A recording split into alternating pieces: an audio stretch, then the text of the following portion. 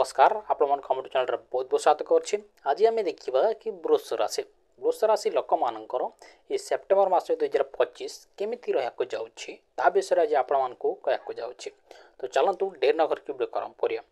प्रथम देखिए कि आपंकर कार्यक्षेत्र केमिति रहा जाऊँगी सेप्टेम्बर मसरे।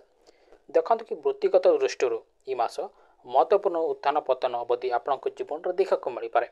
सफलता आपको कठिन परिश्रम एवं आपणक लक्ष्य उपर ध्यान देवा बहुत जरूरी अटे। आपको यह ध्यान देवा पड़े कि आप सर्टकट नक चेष्टा करूँ ना ना क्षति सब्यस्त हम।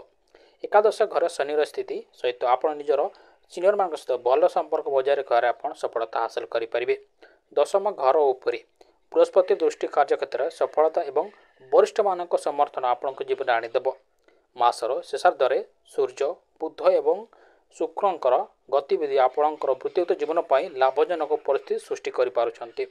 व्यवसाय मान मासर आरंभ प्रतिश्रुतिदायक देखा जाउछि, किंतु मासर शेषार्धे सतर्कता आपण को अवलंबन कराको परामर्श दिया जाउछि, कारण किछि व्यवसाय संबंधी खर्च आपण जीवन में देखा मिलवार समान रही।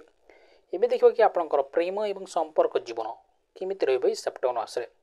देखते कि मास आपण संपर्क में समन्वय एवं अभावित चैलेंजर मिश्रण आनीपे। जो मैंने एक प्रतिबद्ध संपर्क अच्छा से जोगाजोग मुख्य एवं आपण साथी को आघात नापी चेष्टा करूँ। जिते कथा होती किसी कहते युक्ति कर समय आपको ध्यान देवा पड़ो। जदि आप ध्यान देवे ना तो आपण संपर्क में समस्या सृष्टि होवार संभावना रही। मासर प्रथमार्धे टेंशन अधिक देखा मिल, किंतु मास आग को बढ़िया सहित आपंकर परिस्थिति उन्नति देखा मिल।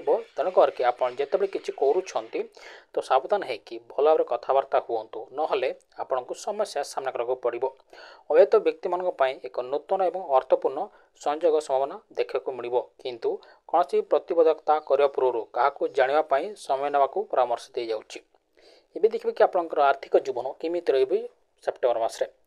देखते कि सेप्टेम्बर 2025 आपको आर्थिक स्थिति साधारणत सकारात्मक होब बोली आशा करा जाउछि। अर्थर भल प्रभाव हो पारे, किंतु खर्चर अनुसारित रहिबा एवं अनावश्यक विपदर दूरे रहिबा गुरुत्वपूर्ण अटे।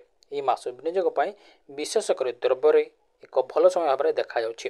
कौन अप्रकाशित खर्च विषय सतर्क रहा आपको परामर्श दि जाउछि। एबे देखिए आपंकर स्वास्थ्य जीवन केमिति रही सेप्टेम्बर मासरे।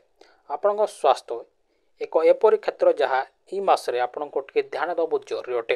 यदि आप गंभीर समस्या सम्मुखीन हो न पारती, किंतु आप निजर स्वास्थ्य पर जमीक आपण को प्रतिदिन सकाल चलाबुला करूँ, ता सहित आपणकर कौन समस्या तो ना, किंतु यह आपको ध्यान देवा पड़ो कि आप भल भल खावा खातु। ता सहित आप आगु जो आपंकर रोग हो आसूला सीटा को आप ध्यान देवे, जमीक आपंकर से रोग पुणी थर न आसू। तो ये आशा करी आपको बहुत भल लगी। बहुत बहुत धन्यवाद।